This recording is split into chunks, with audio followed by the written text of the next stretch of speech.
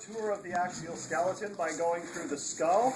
I'm first of all going to walk through the skull and just show you all of the bones of the skull, and then we'll get into the parts and pieces. So if we have a skull, as we have here, we have the frontal bone located on the forehead region. The parietal bones are sitting high on the sides of the head.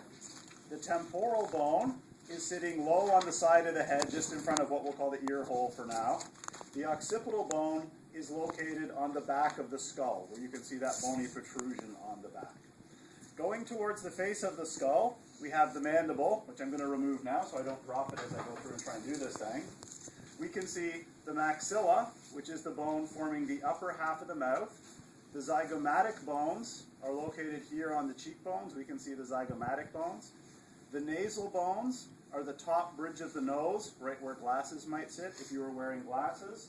And if I go under the camera here to try and get into some small features, you look right here inside the eye hole where you might see the number 14 or 40 if the resolution's good enough. There's the small little lacrimal bone sitting inside there. Going inside the skull to show a couple more bones, we can see the sphenoid bone forming this structure right here, both the high piece and the lower part of the sphenoid bone, and the ethmoid bone is this little sliver of bone located up sort of just behind the forehead in this region here. The only other bone that I've missed in going through here is the vomer, which is this lower bone in the nose hole. Remember, the lower part of that line through the nose is the vomer. And on either sides of the nose hole, we can see the inferior nasal fascia, which the pen is poking at right now on the camera right there. So that walks us through the bones. Let's now go through the parts of the bones. I'm going to start off with the mandible, going through the parts of the mandible because it's fairly nice and easy to go through. Do you like it better on the TV? I can just zoom in. You can zoom in? Okay. So if we go through the parts of the mandible, what do we have on the mandible? The body is the horseshoe-shaped structure that forms sort of the ring of the mandible, and the ramus is this whole bone extension that's going up off the back of the mandible. If we go to the back of the mandible, we have the mandibular condyle, this back point of the mandible, which is the point where the jaw would hit it, where it lodged into the skull. And we have the coronoid processes, located just in front of the mandibular condyle. The angle of the mandible is this edge located on the back corner of the mandible. The edge you can feel of your own jaw. You tap your jaw sort of back at the back corner.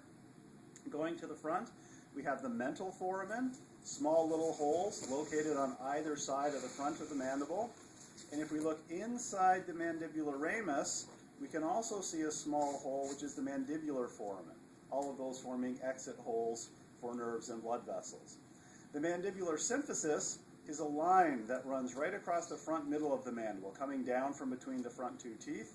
You can't really see it. It's not a conspicuous feature, but it's a line that runs in there. And finally, the mandible has alveoli, which are the little sockets for the teeth. Going back to the skull, we'll first of all talk about the idea of the cranium versus the facial bones. The cranium is the part of the skull in which the brain is housed. And the cranium is divided into sort of a top and a bottom, if you like to think of it that way. The top part is called the calvaria. And the bottom part is going to be the floor of the cranium, which we see in here. We have the three regions of the cranium here. We have the anterior cranial fossa, which is located just behind the forehead. We have the middle cranial fossa, which is these two scooped out regions we can see here, sort of just behind the eye holes. And finally, the posterior cranial fossa, which is located at the back where the very large hole is located. If we look at the top of the cranium, we can see some very conspicuous suture lines that run across the top here. The coronal suture is this suture running across the top of the skull that separates the frontal bones from the parietal bones. The sagittal suture runs across the top of the skull between the two parietal bones. I like to call it the mohawk suture because it runs through the middle. And finally, the lambdoid suture is an upside-down V-shaped suture on the back of the skull that separates the parietal bones from the occipital bones. If we go to the side here, we also have the squamous suture, which separates the temporal bone from the parietal bone. Okay, that walks us through our major sutures. let's now go through some features of the skull. We're going to start off by looking at the face of the skull and say, what are the features we need to know on the face of the skull? Well, if we go up to the frontal bone, our forehead bone here, there are two features you're responsible for. One is the glabella, that little ridge located on top of the nose, and the second is the supraorbital foramen or supraorbital notch, which is a little divot located just above the orbits or eye holes. You can see it on both of the eyes. Working our way down a little bit, you'll recall the lacrimal bone, the small little bone which was located in the inside corner of the orbit. The lacrimal bone has the lacrimal fossa, a small little indent, a little groove that you can feel if you put your finger at the bottom portion of the lacrimal bone.